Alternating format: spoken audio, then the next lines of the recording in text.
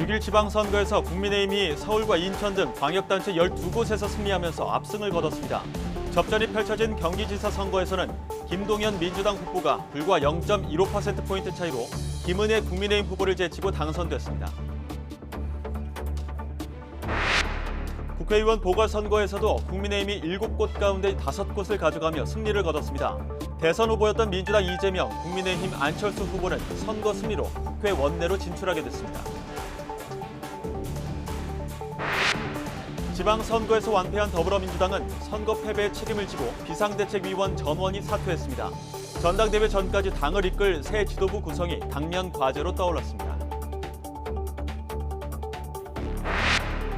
사흘째 타고 있는 경남 밀양 산불을 진화하기 위한 작업이 오늘도 계속되고 있습니다.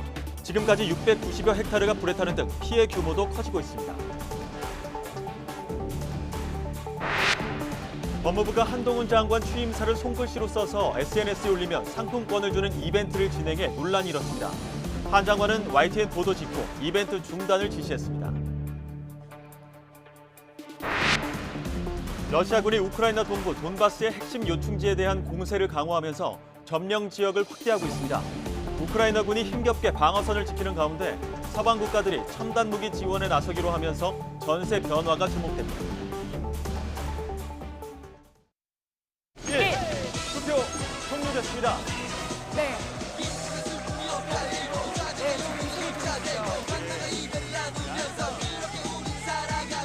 Round one.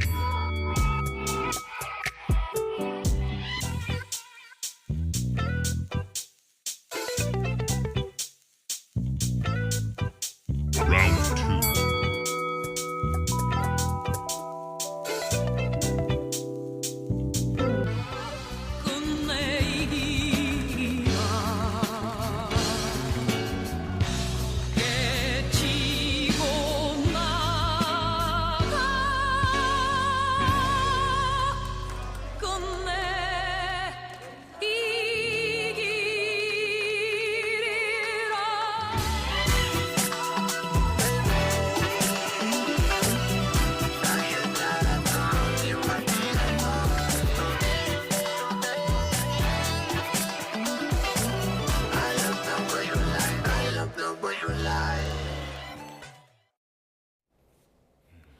네, 6일 지방선거 성적표는 여당의 압승이었습니다. 더불어민주당 비대위는 선거 패배의 책임을 지고 총사퇴했는데요.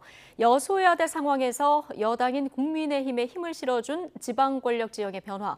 자, 앞으로 전국에는 어떤 영향을 미칠까요? 여야 정치인 두 분과 짚어보겠습니다. 오신환 전 국회의원 그리고 김종민 더불어민주당 의원 오늘 두 분 모셨습니다.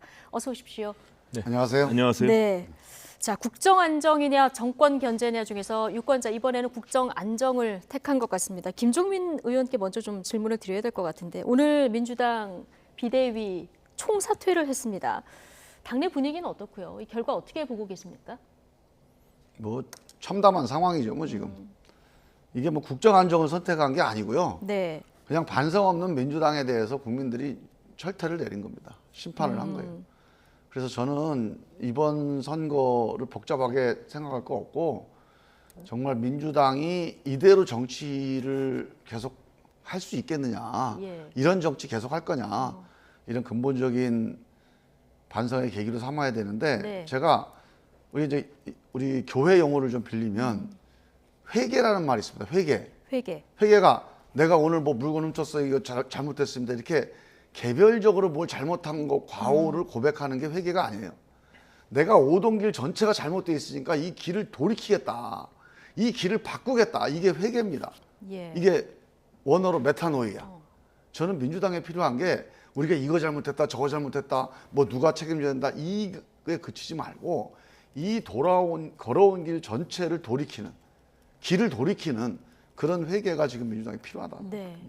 길을 전체로 돌아보는 어떤 회개가 필요하다라는 말씀 해주셨는데 이게 민주당 내에서 여러 가지 목소리가 나오는 상황이라서 앞으로 뭐 이게 쉽게 다들 동의하면서 같이 갈까요? 근데 예. 저는 이제 뭐 민주당 내 개파가 있다, 뭐 개파 싸움을 한다 그러는데 그건 다 내가 보기에는 이제 허망한 얘기고요. 이게 국민의 상식이라는 게 있는 거 아닙니까? 이런 결과를 앞에 두고 이거에 대해서 우리가 돌이켜야 된다. 반성하고 책임져야 된다. 이거에 대해서 동의하지 않고 또 딴 무슨 잔머리 쓰고 이러면요. 그거는 정치가 아니죠. 그거는 저는 뭐 그런 사람들 혹시 있다 하더라도 네. 그런 목소리에 민주당 의원들이나 당원들이 저는 가담할 거라고 보지 않습니다. 가담할 거라고 보지 않는다. 전체를 다 바꿔야 된다 이런 말씀을 해주셨습니다. 그리고 이 반성 없는 민주당에 대한 철퇴다 이런 말씀을 해주셨는데 어쨌든 국민의힘 그리고 윤석열 정부 입장에서는 이제 국정 안정에 어느 정도는 좀 동력을 확보하게 된 이런 셈인데 오신환 의원님은 이번 민심을 어떻게 해석하고 계십니까? 제가 사실은 근래 김종민 의원님 저렇게 절박해하는 모습 처음 보는데 반성과 성찰이 사실상 민주당에 없었죠. 예, 그건 사실입니다. 왜냐하면 대선이 끝난 이후에 대선에 가장 큰 책임이 있는 이재명 후보와 송영길 전 대표가 바로 선거에 투입이 됐고 더군다나 지역구를 바꿔가면서 했던 저런 모습들이 국민들은 한번 심판을 했음에도 불구하고 바뀌지 않는 모습에 그 오만함에 또다시 심판을 했다 생각합니다. 그런 점에서 보면 사실 국민의힘이 잘해서 평가받았다기보다는 지금 민주당을 또다시 한번 회초리를 때렸다 이런 측면이 있기 때문에 저희로서는 좀 더 겸손하고 특히 윤석열 정부가 다른 정부에 비해서 출범 자체의 지지율이 상당히 낮은 상태에서 출범했잖아요. 그런데 어떤 의미로 보면 더 잘해야 된다라는 어떤 국민들의 목소리가 반영된 결과로 보고 정말 겸허하게 정말 낮은 자세로 국민들을 섬기면서 이 정부의 출범 그리고 우리 국민의힘도 더욱더 변화하고 쇄신하는 그런 모습으로 나아가야 된다. 이것에 너무나 기고만장하거나 우쭐하는 모습을 보이면 금방 국민들은 그걸 알거든요. 그래서 예. 오만한 권력은 반드시 심판받게 돼 있다 이렇게 예. 생각합니다. 오만한 권력은 심판받는다. 정말 4년 전 지방선거하고 정반대의 결과 그 성적표가 이번에 나왔는데 자 민주당은 참패했습니다마는 자 새벽까지 손에 땀을 쥐게 했던 경기도지사. 자 민주당 입장에서는 경기도지사를 가져가면서 체면치레 정도는 하게 됐는데 일단 김동연 후보 정말 어렵게 드라마를 쓰면서 이겼는데 이걸 민주당의 승리라고 봐야 됩니까? 어떻게 보십니까? 저는 그런 얘기하는 사람은 정말로 저는 후한무치하다고 봐요. 이게 민주당이 이긴 게 아니죠. 그냥 김동연이 이긴 겁니다. 민주당이 여기가 5% 10% 이기는 데 아닙니까? 예. 거기서 김동연이라고 하는 좀 비민주당스러운 후보가 나서서 그동안에 우리 민주당 지금 지도부가 했던 예. 그 길하고 다른 길을 걸어갔기 때문에 그나마 그 몇 표 차로 이긴 거예요. 간신히. 그걸 어떻게 민주당이 이겼다고 할 수 있습니까? 저는 이게 옛날에 대선 때 젖잘싸고 똑같아요. 0.73이니까 내가 잘했나 보다 하고 이재명 후보가 다시 또 후보 나오고 네. 당대표 했던 송영길 대표 그만뒀다가 다시 서울시장 나오고 이게 국민들을 바보로 하는 거죠 이게. 그러니까 이런 식이 또 벌어지는 거예요. 민주당이 경기도도 이겼으니까 그래도 1,400만 경기도민들은 우리를 버리지 않았다. 그 민주당 그래도 좀 남은 게 있다. 예. 그러면 회개 안 하죠 그러면. 또 뭔가 잘했다고 그럴 거예요. 그러면 또 망합니다. 그러면 저는 이번에 망하면 이제 민주당은 문 닫는다고 봐요. 예. 이게 이번 선거가 그냥 선거에서 졌다 이렇게 보면 안 됩니다. 제가 현장에서 느끼는 건 좀 양상이 달라요. 이거 선거에서 진 게 아니에요. 예. 선거에서 지는 거는 그냥 병가상사라고 그러잖아요. 이기고 지고 할 수 있는 겁니다. 국민들의 신뢰가 철회되고 있어요. 국민들이 신뢰를 걷어들이고 있습니다. 마음을 접고 있어요. 이번에 광주에 37%밖에 투표를 안 한 걸 보십시오. 이게 저는 광주 민심이라는 게 늘 민주당이다 그렇지 않습니다. 그분들은 정말 민주주의를 위해서 개혁을 위해서 뭔가를 선택을 해왔는데 그 선택에 좀 가까운 게 민주당이었는데 민주당이 그 길에서 멀어진다 그러면 저는 광주 시민들한테 버림받을 가능성이 있다. 그거를 지금 예고편을 보여준 겁니다. 선거 결과보다 민심이 돌아선 이 부분을 더 뼈아프게 생각해야 된다는 말씀을 민심의 해주셨고요. 그 신뢰가 지금 그러니까 없어지고 있다. 민심이 그러니까 신뢰를 걷어들이고 있다는 게 현장에서 느껴집니다. 네, 오늘 굉장히 절박한 예. 마음으로 민주당이 약이 되는 저는 소리를 이 많이 하고 문제를 계세요. 예. 반성하고 책임지고 대선 때 이걸 못한 거예요. 이재명 후보가 대선 때 졌습니다. 우리가 선거라고 하는 건요. 물론 둘로 나눠서 이기는 사람, 지는 사람이 있고 지는 사람이 나쁜 사람은 아니에요. 근데 이건 평가 아닙니까? 국민들이 평가를 했으면 아 이건 주권자들이 평가니까 알겠습니다. 예. 그게 정치의 기본이에요. 그리고 어느 정도는 그 평가의 의미를 곱씹으면서 새로운 준비를 하고 이게 정상적인 민주주의입니다. 네. 어떻게 한 달도 안 돼서 평가 받았는데 나는 또 다시 내가 국민들 평가는 이거는 뭐 별거 아니다. 이건 평가에 대한 불복이거든요. 예. 국민들이 이걸 좋아할 리가 있습니까? 김종민 의원께서 차기 비대위원장을 맡으면 좀 변화할 가능성이 보이겠네요. 아니요. 이거 비대위원장의 문제가 아니라 이거는 우리 민주당이 이 문제에 대해서는 지금 좀 광범하게 저는 공감대가 있다고 봐요. 왜 이제 와서 얘기하냐? 예. 사실 선거 앞두고요. 만약에 이재명 선거하고 송영길 선거만 했다면 벌써 얘기가 나왔을 거예요. 아마. 근데 전국에 수많은 수천 명의 우리 후보들 있잖아요. 이게 만약에 이 중앙당에서 이런 식으로 정치 지도자들 간에 싸움이 벌어진다 그러면 예. 이 수많은 후보들 정말 피눈물이 나는 거거든요. 그러니까 말을 못한 겁니다. 그러면은 그 대선에서 심판을 받았음에도 불구하고 그 선거 지방선거 과정에서 검수완박을 밀어붙이고 법사위원장 약속했던 거 저버리는 그런 쟁탈전을 벌이는 거에 대해서는 이게 영향이 있었다고 보세요? 저는 당연히 영향이 있다고 보는데요. 그건 좀 양상이 좀 다르다고 봅니다. 그거는 여러 가지 안이 있을 수 있는 거예요. 그래서 우리가 권성동 후보, 저 원내대표, 심지어는 국민의힘 의원총회에서도 동의하는 안으로 안을 수정을 했잖아요. 그 수정을 하면서 뭔가 노력을 했다는 거거든요. 그래서 그거는 조금 다른 논쟁거리가 되는 건데 하여간 어떻게 됐든지 간에 국민들이 보기에 뭐가 좀 일방적이다, 독주한다 이런 인상을 주고 선거에 안 좋았겠죠. 네. 근데 안 좋았다 하더라도 그건 양상이 좀 다른 사안이 있는 거고 뭐 법사위원장 문제도 야당하고 여당하고 이제 협의해서 잘 풀어가야 된다. 대화를 통해서. 근데 저는 그 문제는 늘 제가 주장하는 거지만 체계작구 심사권이라는 법사위의 상임위 상황 권력 네. 이걸 없애야 됩니다. 이걸 없애고 소수당이 주장을 하거나 기댈 수 있는 다른 제도를 만드는 게 저는 해법인데 그러면 지금 얘기가 나왔으니까 그 문제는 이제 별도로 체계작구 논의해봐야 심사권을 없애고 국회의장과 법사위원장 맡는 당을 서로 달리하는 이 정도 선에서는 협의가 가능하신 건가요? 그렇다면 뭐 문제가 해결될 수 있다고 보고요. 근데 문제는 소수당이 다수당의 횡포를 막을 수 있는 제도가 필요해요. 그래서 제가 이걸 연구를 많이 했는데 유럽 같은데 선진 정당 보면 자, 각 상임위별로 만약에 소수당이 3분의 1이나 4분의 1로 이렇게 발의를 하잖아요. 그럼 다수당이 우리처럼 안건 조정에서 3분의 1을 통과시키는 이런 제도가 없어요. 무조건 공개적이고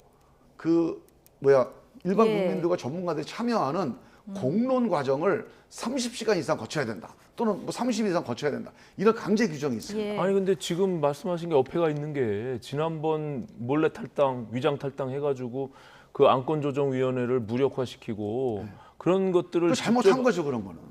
잘못했다 그러니까 인정하시는 그런 거를 거예요? 다시 하면 안 되고 네. 근데 이게 그러면 국민의힘으로 가면 해결되느냐 똑같은 일이 반복됩니다. 그래서 저는 아예 차제에 둘 다 더 이상 이런 오명 뒤집어 쓰지 말고 발목 잡기도 오명이에요. 독주도 오명이지만 둘 다 좋은 게 아닙니다. 예. 근데 발목 지금까지는 잡기, 어쨌든 독주 그 못하는 제도를 180석이나 만들자는 되는 지금 민주당이 독주했던 모습들에 대해서 심판을 한 거잖아요. 그렇죠. 그러니까 이제 그 모습을 바뀌어야 되고 그렇다고 해서 국민의힘이 아까 말씀하신 대로 이제는 우리 쪽으로 국민들의 민심이 왔다라고 해서 오만한 그렇게 모습을 해서도 안 보이면 안 된다는 되겠죠. 거예요, 제 얘기는. 예, 네. 그건 당연한 겁니다. 알겠습니다. 이게 당장 여야 간의 쟁점이 될 문제라서 저희가 잠깐 옆길로 새서 이 문제 다뤄보고 왔고요. 다시 경기도지사로 좀 돌아가면 김은혜 후보 출구조사 때만 해도 뭐 오차범위나 접전입니다만 승리로 예측이 됐거든요. 두 그렇죠. 군데에서 다 그렇게 예측이 됐는데 막판에 이제 개표를 해보니까 뒤집어진 선거 결과에 가장 마지막에 영향을 미치는 건 뭐라고 보십니까?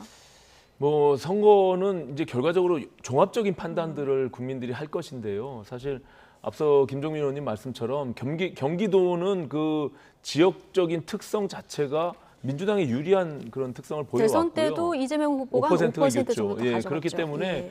당연히 저는 뭐 오히려 민주당이 더 쉽게 이겼어야 되는데 그렇지 못한 부분들이 아까 말씀하신 여러 가지 요인들 또 예. 캠페인 과정에서의 정당 내부에서의 어떤 갈등 요인들 뭐 이런 것들이 표출되면서 오히려 좀 신승하는 그런 것을 보였다 이렇게 보여지고요. 그럼 김은혜 후보야말로 사실 졌지만 잘 싸웠다 이렇게 볼 수 있는 측면이 있는 건가요? 근데 이제 저희로서는 좀 아쉬움이 있는 게 예. 아시다시피 경선 과정에서 약간의 불협화음이 있었잖아요. 예. 왜냐하면 이제 윤심을 가지고 어쨌든 뒤늦게 투입이 되면서 본인이 후보가 되는 과정 속에서 우리 내부에서의 어떤 또 다른 어떤 갈등 요인들이 분명히 있었거든요. 네. 이제 그래서 저는 억지로 할 수 있는 일은 아무것도 없다 이렇게 보여지고요.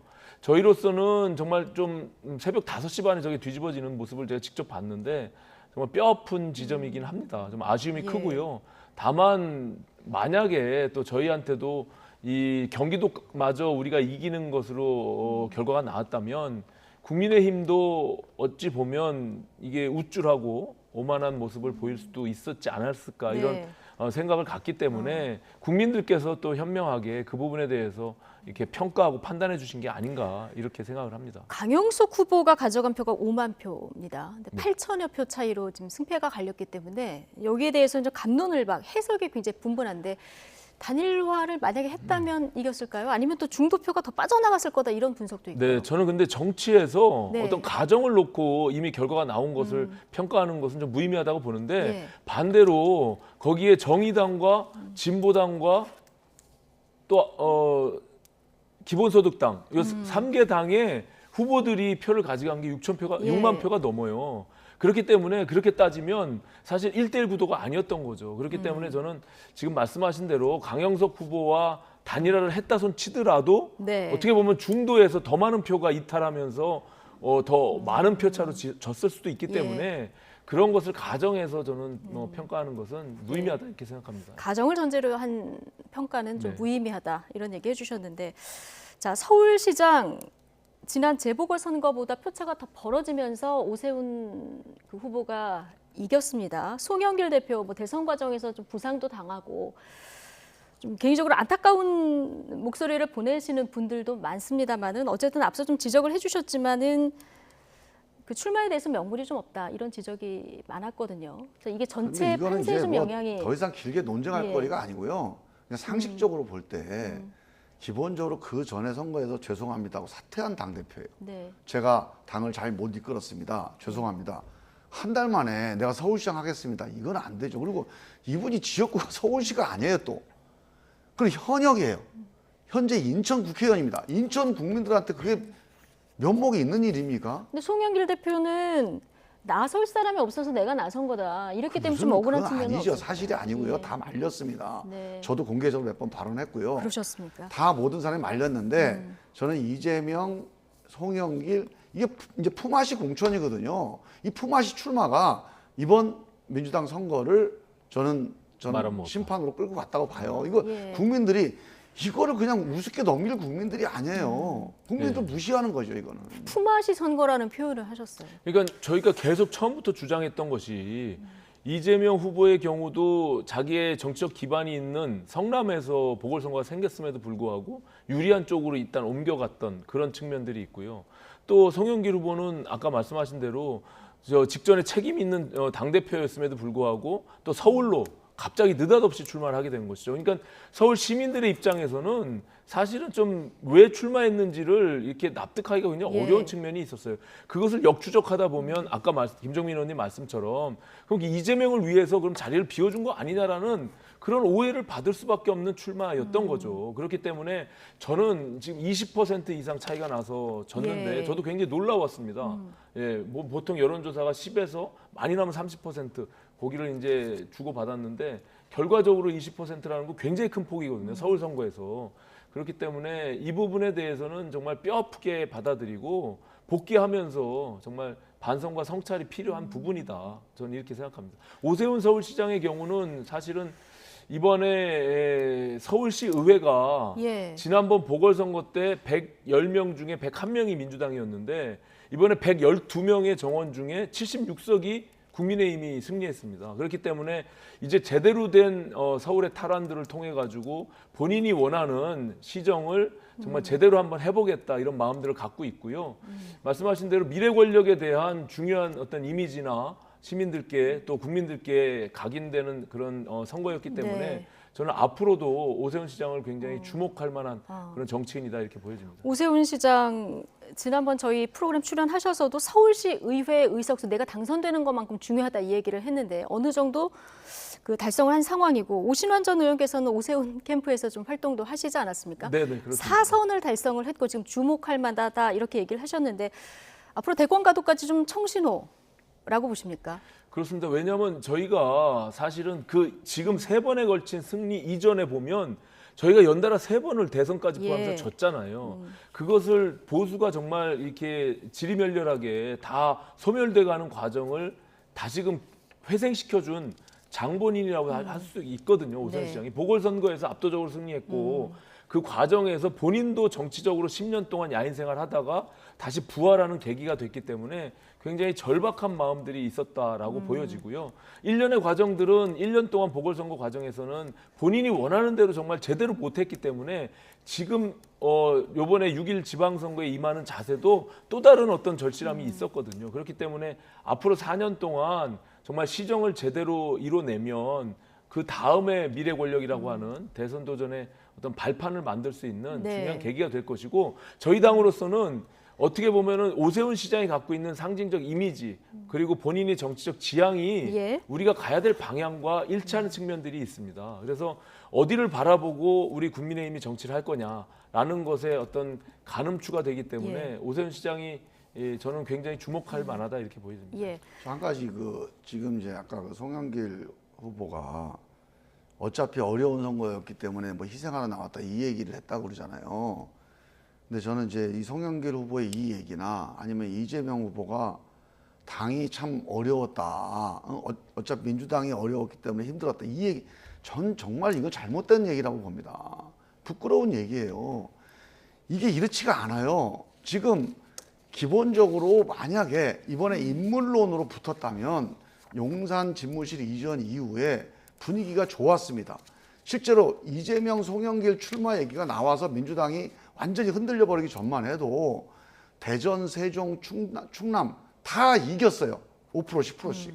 경기도는 당연히 이겼고요. 예. 저는 이 상황을 대선 시즌2로 바꿔버리면서 그 이후에 한 달 동안 뉴스 보세요. 이재명, 송영길만 나옵니다. 우리 정말 좋은 김동연 후보, 양승조 후보, 뭐 허태정 후보, 이광재 후보 다 하나도 안 나와요. 예. 나와봐야 조금 나옵니다. 이렇게 선거를 이재명 선거로 끌고 갔는데 이게 어떻게 이길 수가 있어요? 이게 예. 어떻게 민주당 때문에 이렇게 어려워진 겁니까? 민주당에서 근데 그 지방선거를 책임지라고 이재명을 소환하고 총괄 선대위원장을 맡긴 거 아닙니까? 그 당 지도부가 이 비대위가 그 책임도 져야 됩니다.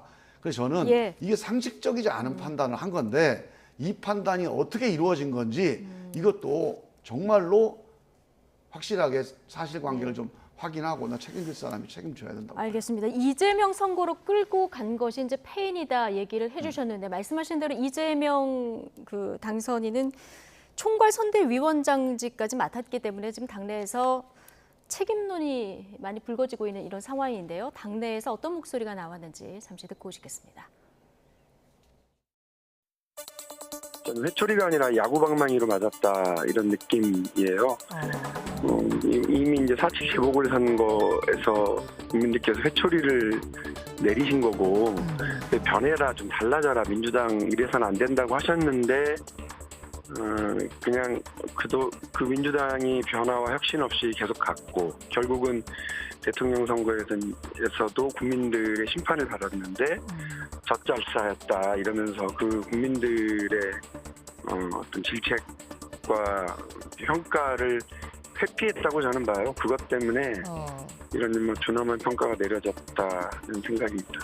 이재명을 다시 전면에 내세우면 선거에 어떤 그 똘똘 뭉치게 하는 효과가 있을 거다라고 했는데 그 부분에서도 그러니까 어떤 뭐 원하던 바를 얻지 못한 결과로 저는 판단을 합니다.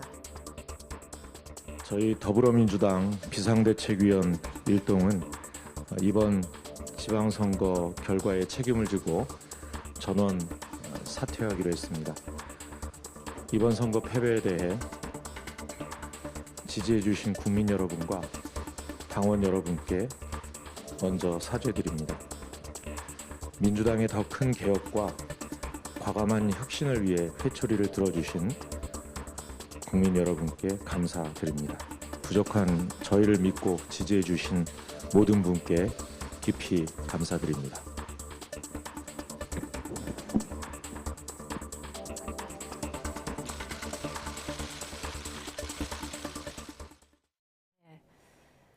지금 오늘 비대위가 총사퇴하는 이런 모습까지 보고 오셨는데 이원욱 의원은 상처뿐인 영광이다 이런 얘기를 했고요. 친문 홍영표 의원 같은 경우는 젖잘싸는 착각이다, 사육 정치에 참담한 패배다 이런 평가를 내놓기도 했습니다. 뭐 많은 이런 쓴소리가 당내에서 나오기는 합니다만은 쇄신해야 된다. 굉장히 강력한 목소리를 냈었던 박지원 비대위원장에 대한 비판의 목소리도 또 일각에서 나오고 있거든요. 이 당내 목소리가 앞으로 좀 하나로 모아질 수 있을까요? 저는 모아진다고 보고요. 이게 이제 의원들이 일단 저는 뭐 저를 포함해서 지난 이런 문제가 발생할 때 물론 반대는 여러 사람이 했습니다만 그거를 좀 더 치열하게 막지 못한 거에 대해서도 참 정말 너무 뼈아프고 정말 죄송스러운 일이고 그때는 정말 후보자들이 눈에 아른거리죠. 전국에 수천 명의 우리 후보자들이 서울에서 이렇게 싸우는 목소리가 들리면 정말 발걸음이 띄어지겠느냐. 그것 때문에 말을 못한 거예요, 사실. 내부적으로 어떻게든지 설득해보는데 안 되니까 그게 끌려간 건데 지금은 정말 이번에 떨어진 분들 전국에서 천 몇백 명, 2천 몇백 명의 우리 후보자들이 있습니다. 이 후보자들 생각하면 정말 잠이 안 와요. 이분들 중에 인물론으로 보면 정말로 압도적인 분들이 너무 많았거든요. 근데 줄줄이 그냥 이번 분위기 때문에 떨어진 분들 많아요. 저는 이분들을 생각해서라도 이 반성과 책임과 쇄신 이거 실패하면 민주당 문 닫아야죠. 이 격세지감을 참 느끼는데 김종민 의원님 저렇게 절박하게 말씀하시는 게 저희도 불과 2년 전, 3년 전만 해도 저희 당이 과연 이렇게 회생할 수 있을까 이런 생각을 해오면서 정치를 쭉 해왔거든요. 근데 국민들께서 이렇게 또다시 기회를 주는 이 과정 속에서 정말 잘해야 되겠다 이런 생각을 다시 한번 갖고요. 어찌 보면 윤석열 정부도 정말 국민들의 뜻을 받들어서 5년 만에 이게 정권 교체를 만들어준 것 자체가 어떻게 보면은 큰 기회를 주신 거니까 오만하지 않고 잘해야 되겠다 이런 생각을 갖습니다. 그리고 정말로 국민들이 신뢰하고 힘을 줄 때 그 당은 쇄신하고 변화해야 돼요. 그때 오히려 나태하고 이것을 그냥 이렇게 오만하게 갖고 가게 되면 금방 국민들은 민심은 떠나게 돼 있거든요. 그래서 있을 때 잘해야 됩니다. 민주당은 그러면 당분간 박홍근 원내대표 체제로 가는 겁니까? 아니요, 그건 아니고요. 일단 당원 당규상으로 비대위가 사퇴를 했기 때문에 박홍근 권한대 비대위 권한대행이 일단 현재 지금 상황을 법적으로는 관리를 할 겁니다. 근데 당장 이제 원내대표에게 이런 권한을 주는 이유는 의원들의 대표 아닙니까? 그 원내대표가 의원들의 의총에서 의원들의 의견을 물어서 다음 과도 체제를 결정하라 이런 취지가 담겨 있는 거기 때문에 내일 의총이 아마 열릴 겁니다. 그럼 의총에서 앞으로 어떻게 비대위를 구성할 건지 이거에 대한 논의를 하고 비대위 구성안을 결정을 하겠죠. 근데 비대위 뭐 구성을 해도 앞으로 전당대회에서 당대표 뽑아야 되잖아요. 그렇겠죠. 이재명 위원장이 당권에 도전할 거라고 보십니까? 저는 이렇게 하고 또 나올 수 있을까요? 저는 그런 비상식 정치가 또 나온다면 그거는 저는 이재명 고문 스스로에게도 안 좋다고 봐요. 그런 정치를 대한민국 국민들이 허용을 할까요? 저는 어렵다고 봅니다. 당권을 잡기 위해서 이번 총선도 나왔고 원내 들어온 거 아닙니까? 다들 그렇게 보고 있잖아요. 아니 그러니까 그런 의도는 있었다 하더라도 상황이 이렇게 걸어가고 이렇게 많은 사람들이 피눈물을 흘렸는데 난 모르겠다고 또 당권 나와요? 아니 그런 정치가 가능합니까? 지금 이런 목소리가 민주당 내 다수입니까? 많죠. 당장 이번 선거 떨어진 분들 한번 생각을 해보세요. 그분들이 이게 무슨 그냥 검수완박 때문에 졌다 이렇게 생각하지 않아요. 그것도 원인이지만 근본적으로는 이재명, 송영길 이 품앗이 출마 이걸로 대선 시즌2 반성 없는 민주당 이게 지금 이번 패배의 가장 큰 원인이다 이렇게 생각하고 있는데 그분들이 지금 그렇게 눈물을 흘리고 있는데 그 위에서 또 내가 당대표 하겠다 나온다? 저는 그거 불가능하다고 봅니다. 불가능하다. 자, 그런데 실제로 뭐 전당대회가 열려서 당권에 도전할지 안 할지 이건 좀 지켜봐야 될 대목인 것 같고요. 자, 이번 지방선거에서 그나마 거대 야당인 민주당이 면을 세워준 곳이 역시 호남인데 앞서 김종민 의원께서 지적을 이 부분 해주셨는데 세부적으로 들여다보면 광주 지역 투표율이 굉장히 낮았습니다. 그리고 국민의힘 후보들의 득표율로 보면 좀 선전도 눈에 띄는데 국민의힘 평가 잠시 듣고 오시겠습니다.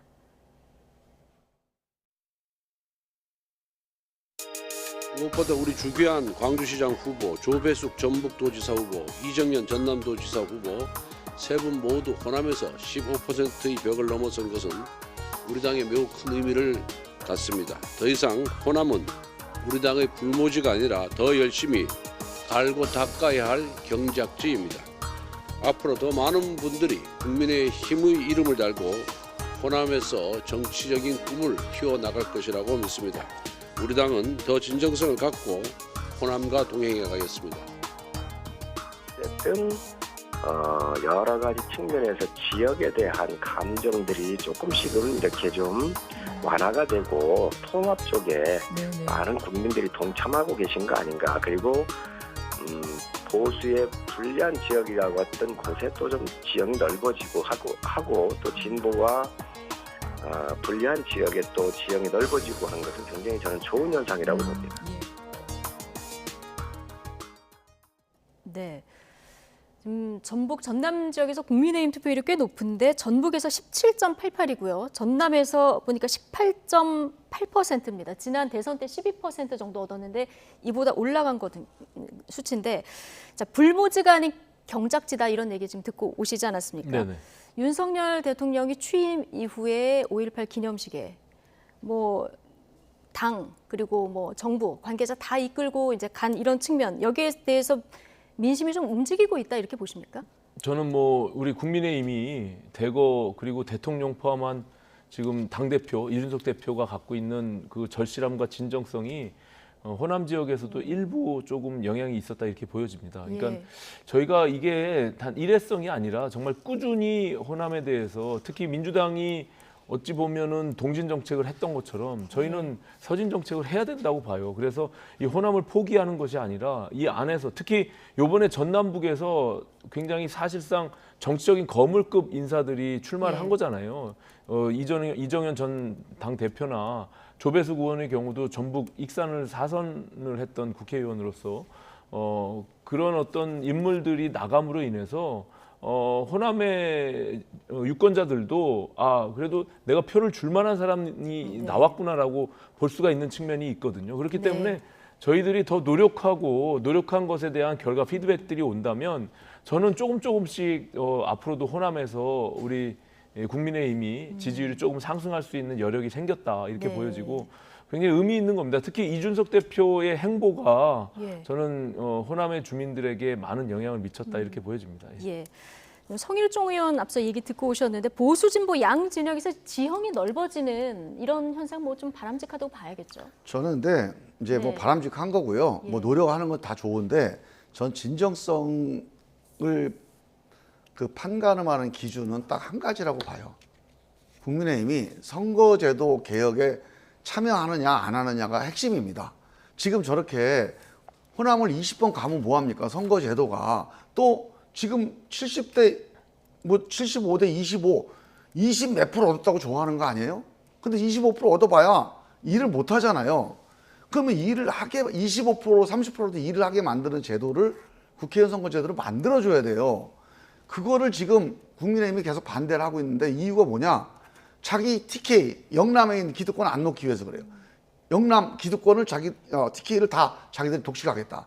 그러니까 호남 갈 생각이 별로 없어요. 그래서 저는 만약에 호남이 경작지다, 호남에 정말 진심이다, 이걸 증명하는 길은 선거제도 개혁에 동참해야 돼요. 아니 근데 지금 김종민 의원님 느닷없이 선거제도 말씀을 들고 나왔는데 느닷없는 게 아니고 이 문제는 그거 외에는 왜 설명이 안 됩니다. 국민의힘이 그것을 반대했다고 하고 지금까지 그렇게 하면 반대해왔어요. 민주당이 그것을 찬성한 것처럼 보여지는데 민주당 내부의 목소리가 지금 단일화된 목소리가 아니잖아요. 김종민 의원님이 가지고 있는 그 선거제도 개혁이나 그 소신은 제가 익히 알고 있습니다. 여러 번 저랑 대화를 했고 저도 그거에 대해서 동의를 하는 입장이기 때문에 다만 지금 그것이 민주당의 당론으로 그걸 지금 선거제도 개혁을 지금 대선거구제나 말씀하시는 대로 그런 식의 어떤 선거제도를 개혁하겠다고 하는 게 아니잖아요. 지금 왜 느닷없이 선거제도 개혁을 가지고 당대 당의 문제가 아니라 국민의힘 내에서 이런 거에 대한 진정성 있는 목소리가 하나도 없으니까 제가 드리는 왜 말씀이고 없어요? 일부 앞으로 일부 거기에 동의하거나 생각이 있는 의원들이 있죠. 근데 이게 공론화된 목소리들을 만들지 못했고 일단은 그것이 진정성 있게 받아들여지려면 민주당 내부에서 김종민 의원님 같은 목소리가 다수의 주류를 이렇게 입장을 가지고 있어야 되는데 지금 혼자 그런 목소리를 내고 아니요, 있잖아요. 그렇지 않고요. 민주당 탓하지 말고 국민의힘 내에서 호남을 우리가 이제 호남과 함께하겠다 이런 게 진심이려면 우리가 선거법 개정 앞장서겠다 이렇게 말이 나와야 됩니다. 아니 그게 그거랑 맞는 그거랑 얘기예요. 연결시키는 것은 제가 사실상 잘 그렇게 안 이해하기 하면 호남에서 경작을 할 수가 없습니다. 이 제도로는. 네. 자, 요 얘기 여기까지만 할까요? 네. 하나만 더 질문 드리고 마무리하겠습니다. 자, 이거 앞으로 좀 정치권에서 풀어야 될 문제인 것 같은데요. 이번 그 선거에서 출구조사 결과로 분석을 해봤더니 20대 남성 표심, 여성 표심 정말 극명하게 또 갈렸거든요. 이거 어떻게 풀어야 된다고 보십니까? 일단 제가 보기에는 지난 그 뭐 미투라든가 아니면 여러 가지 이제 사회적인 사건들이 있었잖아요. 예. 그 영향도 있지만 제일 컸던 거는 선거 과정에서 이렇게 하나로 결집시키는 의도적 정치적 결집 이런 것들이 좀 영향을 미치고 있다고 봐요. 그래서 저는 정치인들이 이거는 좀 이제 노력을 좀 해야 되지 않냐. 큰 선거 끝났잖아요, 이제. 예. 끝났으니까 정말 2대 남이나 2대 여나 20대 남녀가 자기들끼리 서로 싸울 일이 없어요, 사실은. 오히려 20대가 기성세대를 향해서 싸움을 걸어야지. 예. 20대 남녀 간에 싸우는 거는 정말 이거 안 맞는 거거든요. 그래서 예. 저는 이 문제에 대해서는 정말 기성세대가 마음을 열고 20대 남녀가 뭘 원하고 또 어떤 뭔가 변화가 필요한지를 함께 얘기하는 이제 당을 초월한 그런 좀 대화의 시간을 한 1, 2년 가졌으면 좋겠어요. 예. 그래서 이거 정치적으로 이제 이용하지 않을 이런 아주 절호의 골든타임입니다. 앞으로 한 2년 정도는. 골든타임이다. 짧게 우리가 듣겠습니다. 이제 과거에 늘 지역 감정에 매몰돼서 이게 진영 대 진영 싸움으로 할 때 지금 김종민 의원님 같은 이야기들을 해왔죠. 그러니까 지금 어찌 보면 20대 남성이 국민의힘을 지지하는 다수층이 됐고 또 지금 20대 여성이 민주당을 지지하고 있는 지지층들을 확보한 그런 상태가 돼버렸습니다. 어떻게 됐건 누가 그것을 조장을 했던 안 했던. 그런데 그 또 내부의 남녀 간의 갈등이 분명히 또 존재하고 있는 것도 사실입니다. 그런데 이것을 정치권이 그것을 자기네들의 유불리를 따져서 그것을 만약에 갈라치게 하고 조장한다면 그거는 옳지 않다라고 보고요. 예. 다만 이것을 정책이나 또 20대 남성이나 여성들이 갖고 있는 이슈들을 문제 제기하고 공론화하는 과정에서 또 상대 진영에서 그것을 또 어떻게 보면은 진영화 시켜가지고 그것을 또 이용하는 그런 악이용하는 부분들도 있거든요. 그래서 특히 이제 여가부 폐지와 같은 것들은 그것이 정말 이 부처가 정말 제대로 된 그 역할을 할 수 있는지 여부에 예. 대한 것들을 같이 머리를 맞대고 좀 논의를 해볼 필요도 있다. 저는 이렇게 봅니다. 예, 알겠습니다. 어쨌든 20대 남성이 됐든 여성이 됐든 젊은 층 상실감이 굉장히 대단한 이런 시대인데 어쨌든 기성세대 정치인이 풀어야 될 숙제가 하나 더 생긴 것 같습니다.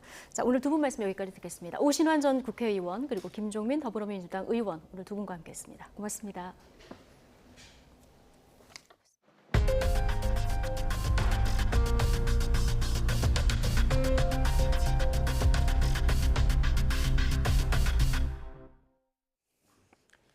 인천 계양을 국회의원 보궐선거에서 당선된 더불어민주당 이재명 상임고문이 비공개로 선거 캠프 해단식에 참석했습니다. 이 고문은 오늘 오후 2시쯤 인천 계양구에 있는 선거 캠프를 방문해 함께 뛰어준 선거운동원과 실무진을 격려했습니다. 이 고문은 그러나 지방선거 참패 결과에 따라 당내에서 불거진 이재명 책임론에 대해서는 굳게 입을 닫았습니다. 캠프 해단식 방문 자리에서 YTN 취재진은 이 고문에게 지방선거 패배 요인과 민주당 비대위 총사퇴 등에 관한 입장을 물었지만 이 고문은 답하지 않았습니다. 이번 선거 결과를 어떻게 생각하는지 또 민주당에서 이 고문을 향한 책임론이 제기되고 있다는 질문에도 묵묵부답으로 일관했습니다. 아울러 오는 8월 차기 전당대회에 나올 의사가 있느냐는 물음에도 이 고문은 답변을 자제한 채 캠프를 빠져나갔습니다. 이번 밀양 산불은 36년 만에 가장 늦은 대형 산불로 기록됐습니다. 지난 겨울부터 올해 봄까지 기록된 최악의 가뭄 탓에 불은 삽시간에 번졌고 또 잘 꺼지지도 않고 있습니다. 장마 시작 전인 이달 중순까지 상황은 마찬가지여서 지속적인 주의가 필요합니다. 정혜윤 기자의 보도입니다. 대형 산불이 발생한 밀양은 지난 5월 단 하루밖에 비가 내리지 않았습니다. 강수량도 3.3mm로 평년 106.4mm의 3.1%에 불과했습니다. 이런 현상은 밀양뿐 아니라 전국에서 나타났는데 지난 5월 평균 강수량은 1993년 이후 29년 만에 역대 최저를 기록했습니다. 최악의 봄 가뭄이 찾아온 셈입니다. 지난 겨울 일부 남부지방은 50년 만에 가뭄이 기록될 정도로 메말랐는데 지난 5월 전국 강수량도 5.8mm에 불과해 평년의 약 6.1% 수준으로 1993년 이후 역대 최저 수준을 기록했습니다. 이렇다 보니 올해 산불 건수는 1월부터 예년보다 많았습니다. 특히 산불이 점차 줄어들어야 할 5월에도 예년보다 2배 이상 웃도는 이례적인 현상이 나타났습니다. 특히 이번 밀양 산불은 1986년 이후 36년 만에 가장 늦은 대형 산불로 기록됐습니다. 문제는 이 같은 현상이 당분간 지속할 것으로 우려된다는 점입니다. 최근 워낙 건조한 날씨가 이어졌고 낙엽 수분 함량도 낮아 늦은 시기에 대형 산불이 발생하고 있습니다. 올해는 비가 적게 내린 터라 본격적인 우기가 시작하기 전인 6월 전반기까지는 지금과 같이 큰 산불이 더 발생할 수 있어 각별한 주의가 필요합니다. 올해 기상청이 예상하는 장마 예상 시기는 예년과 비슷한 이달 하순이어서 당분간 최악의 가뭄이 완전히 해소되긴 힘들 전망입니다. 산림당국은 경남뿐만 아니라 전국 곳곳에서 대형 산불이 우려된다며 당분간 산림 인근에서의 화기 사용을 자제할 것을 당부했습니다. YTN 정혜윤입니다. 2달 만에 봉쇄가 풀린 중국 상하이는 마치 자유를 되찾은 명절 같은 분위기입니다. 하지만 언제 또 기습 봉쇄가 단행될지 모른다는 불안감은 여전했습니다. 베이징에서 강성욱 특파원이 보도합니다. 텅 비었던 상하이 황푸강변에 운동을 나온 시민들이 다시 달리기 시작합니다. 거리에는 오토바이와 자전거를 타고 출근하는 사람들이 분주하게 아침을 맞았습니다. 기습 봉쇄로 빼앗긴 평범한 일상을 되찾는데 무려 2달이 걸렸습니다. 今天出门上班是真的特别开心的，在家里面封了整整2个月。 가게마다 물건을 사러 나온 사람들의 발길이 이어졌습니다. 시민들의 얼굴에는 해방감이 묻어납니다. 상하이의 젊은이들은 새벽 0시에 봉쇄가 풀리자 곳곳에서 환호를 질렀습니다. 6월 1일이 마치 명절이라도 된 듯한 분위기입니다. 我感觉今天跟过年是一样的，有种很兴奋的感觉。 어두운 뒷골목에 나와 홀로 춤을 추는 젊은이도 있습니다. 억눌렸던 자유가 얼마나 소중한 것인지를 온몸으로 말해주고 있습니다. 除小区之外的人有 freedom， 就是很兴奋。 상하이에 사는 우리 교민들도 봉쇄 해제로 조금씩 활기를 되찾고 있습니다. 하지만 버스와 지하철이 아직 통제되고 있고 일부 주거 구역은 여전히 봉쇄 상태입니다. 여기다 3일마다 코로나19 검사가 필수여서 다시 감염자가 늘어날까 조마조마합니다. 수도 베이징은 한 달 이상 학교 문을 닫았고 재택근무를 하는 직장인이 500만 명이 넘습니다. 상하이 시민들은 2달 만에 자유를 느끼게 됐지만 중국이 이른바 제로 코로나 정책을 고수하고 있어 봉쇄는 언제 어디서든 되풀이될 가능성이 있습니다. 베이징에서 YTN 강성웅입니다.